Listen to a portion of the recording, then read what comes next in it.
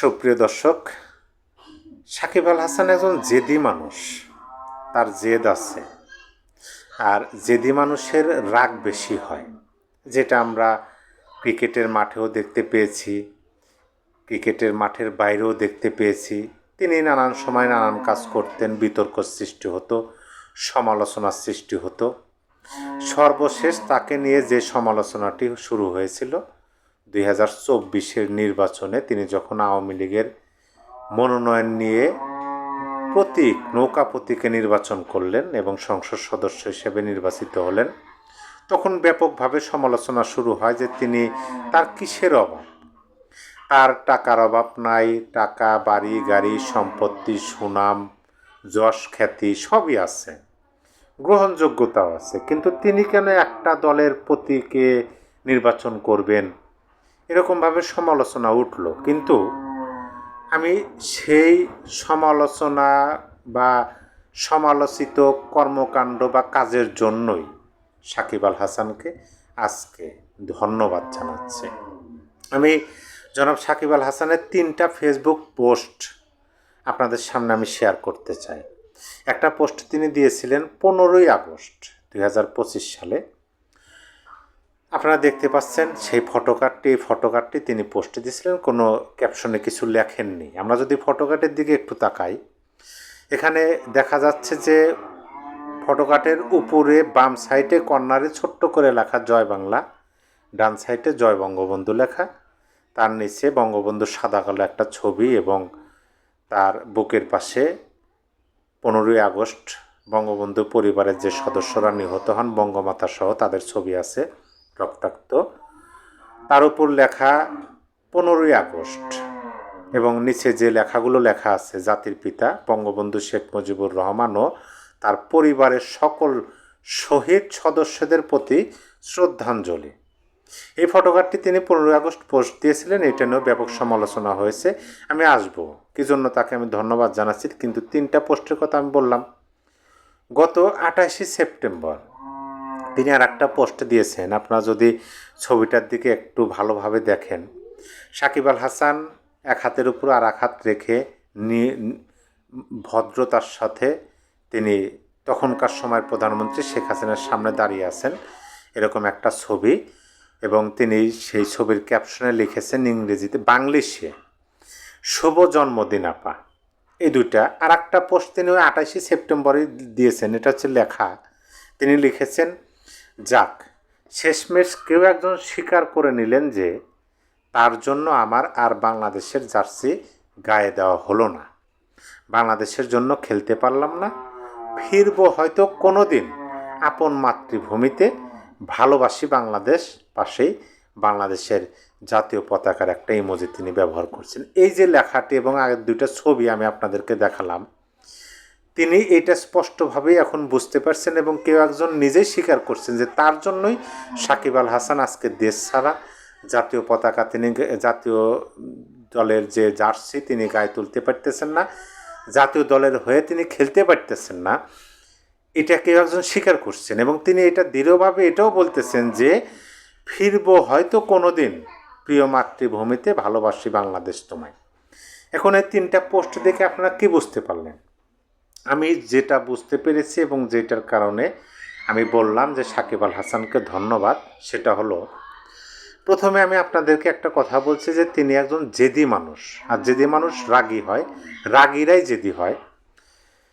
তিনি তার আদর্শ পরিবর্তন করেননি, এই জন্য আমি তাকে ধন্যবাদ জানালাম। আমরা যখন খেলার মাঠে দেখলাম, সারা বিশ্বর চোখ যখন ওই খেলার মাঠে, তখন তিনি কি করলেন, যখন দেখলেন যে না এটাও অন্যায় হচ্ছে, তিনি সকল নিয়মকানুন ভেঙে লাথি দিয়ে স্ট্যাম্প ফেলে দেওয়ার মতো ঘটনা কিন্তু ঘটাইছেন। সেটা নিয়ে সমালোচনা হয়েছে, তারপরে সারা বাংলাদেশের মানুষ বাহবাই দিয়েছিল। কিন্তু তিনি কেন আওয়ামী লীগের নৌকা প্রতীক নিলেন, এইটা নিয়ে যে সমালোচনা হয়েছিল, যে তিনি তো সর্বগ্রহণযোগ্য একজন মানুষ, সুনাম, খ্যাতি, যশ, টাকা পয়সা, অর্থবিত্ত সবই আছে, তারপরে আওয়ামী লীগের কেন তিনি নমিনেশন নেবেন, এই ধরনের সমালোচনা কিন্তু শুরু হয়েছিল। কিন্তু দেখেন, শুধুমাত্র তিনি কোনো অপরাধের সাথে জড়িত না, তিনি কোনো হত্যাকাণ্ডের সাথে জড়িত না, আন্দোলনের বিপক্ষে যে অবস্থান করেছিলেন সেইটাও না।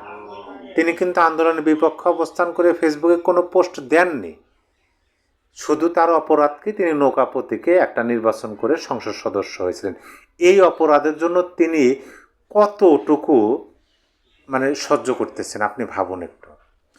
তিনি জাতীয় দলে আর খেলতে পারতেছেন না, এক নাম্বার। শুধু তাই নয়, তিনি দেশে পর্যন্ত আসতে পারতেছেন না। জাতীয় দলের জার্সি গায়ে তোলা তো দূরের কথা, এটা কিসের জন্য? শুধুমাত্র রাজনৈতিক ঈর্ষান্বিত রাজনৈতিক কারণে। এটা কি তার বড় ধরনের ভুল ছিল? না। আমরা তো দেখলাম 5ই আগস্ট পরে অনেক সেলিব্রিটি যারা একটা সময় আওয়ামী লীগ, আওয়ামী সভানেত্রী শেখ হাসিনাকে মা পর্যন্ত দেখেছিলেন, তারা কিভাবে 180 ডিগ্রি অ্যাঙ্গেলে ঘুরে গেলেন, মোটামুটি ডিগবাজি দিয়ে তারা এখন মনে হইতেছে যে না, আওয়ামী লীগের সাথে তাদের কোনোভাবেই বোঝাপড়া ছিল না। কিন্তু সাকিব আল হাসান এত এত অপমানিত, এত এত ত্যাগ তিতিক্ষার পরেও তিনি তার আদর্শ বিলীন করেননি। তিনি বঙ্গবন্ধুকে স্মরণ করেছেন, শেখ হাসিনার জন্মদিনের শুভেচ্ছা জানিয়েছেন এবং তিনি তার সিদ্ধান্তে অটুট আছেন। তিনি এখানে স্পষ্টভাবে বলছেন যে কোনো একদিন তিনি ফিরবেন প্রিয় মাতৃভূমিতে এবং ভালোবাসি বাংলাদেশ, এই কথাটি তিনি বলছেন। এটা যে কোনো মানুষের অবশ্যই তার নিজস্ব নাগরিক অধিকার আছে, তিনি যে কোনো দলকে সমর্থন করতে পারেন, কিন্তু তিনি অপরাধী কিনা, তিনি কোনো অপরাধের সাথে সম্পৃক্ত কিনা, এইটা বড় কথা। আমরা তো দেখতে পাচ্ছি তিনি ক্লিন ইমেজ, তার কোনো অপরাধ নেই। অপরাধী শুধু তিনি কেন নির্বাচন করেন? দেখেন, তিনি বাংলাদেশের নাম কোথায় নিয়ে গেছেন সেটা নতুন করে বলার কিছু নাই। তিনি যখন দেখলেন, তিনি যখন বুঝতে পারলেন এবং তিনি উদ্যোগ নিলেন যে বাংলাদেশের সাধারণ মানুষ, তার যে আসন, সেই আসনের সাধারণ মানুষের জন্য প্রতিনিধি হয়ে কিছু একটা করা দরকার। তিনি তো নিজের জন্য অনেক কিছু করছেন, তিনি তো সাফল্যের চূড়ান্ত চূড়ায় উত্তীর্ণ হয়েছেন। তার দেশের মানুষের জন্য তার কিছু করা উচিত।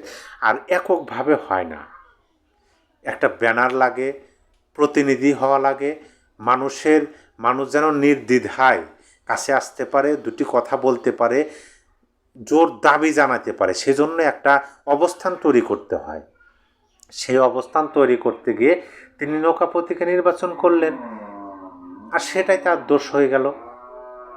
মানুষের সেবা করা। আপনি ব্যারিস্টার সুমনের দিকে তাকান, আপনি মাশরাফি বিন মুর্তজার দিকে তাকান, তাদের কোনো অপরাধ নাই। অপরাধী কি?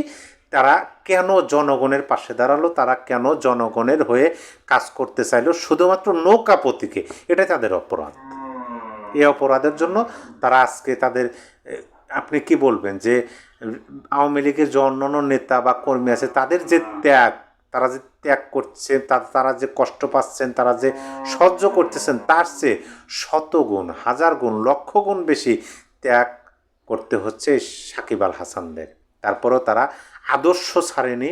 তারা তাদের যে তারা যেটা ধারণ করে সেটা তারা বিলীন করেনি। তারা, হ্যাঁ, সাকিব আল হাসানের অনেক সুযোগ ছিল, তিনি যদি আওয়ামী লীগকে একটু ঘৃণা ভরা চোখে দেখে ভুল স্বীকার করতেন, হয়তোবা তার এত ত্যাগ করতে হতো না। কিন্তু এখন সকল কিছু তিনি মেনে নিচ্ছেন শুধুমাত্র তার আদর্শের জন্য। এই তার আদর্শকে আমি ধন্যবাদ জানাই যে হ্যাঁ, বিশ্বসেরা অলরাউন্ডার, সারা বিশ্ব যাকে চেনে, তিনি আদর্শ বিক্রি করেন না। তিনি তার আদর্শে এখনও অটুট আছেন। সকল কিছু, তিনি দেশহারা হয়েছেন, তার বাড়ি হারা, তিনি তার যে প্রফেশন, যেটা তার কর্ম, যেটা তার বেড়ে ওঠা, যেটা তার স্বপ্ন দেশকে আরও এগিয়ে নিয়ে যাওয়ার, সেখান থেকে তিনি বঞ্চিত হয়েছেন। এত বঞ্চিতর পরেও তার আদর্শকে তিনি ম্লান করেননি, তিনি ভুলণ্ডিত করেননি। তিনি তার আদর্শকে বুকে ধারণ করেছেন, এখন পর্যন্ত অটুট আছেন। এই জন্য আমি তাকে, তার আদর্শকে ধন্যবাদ এবং ছেলেন।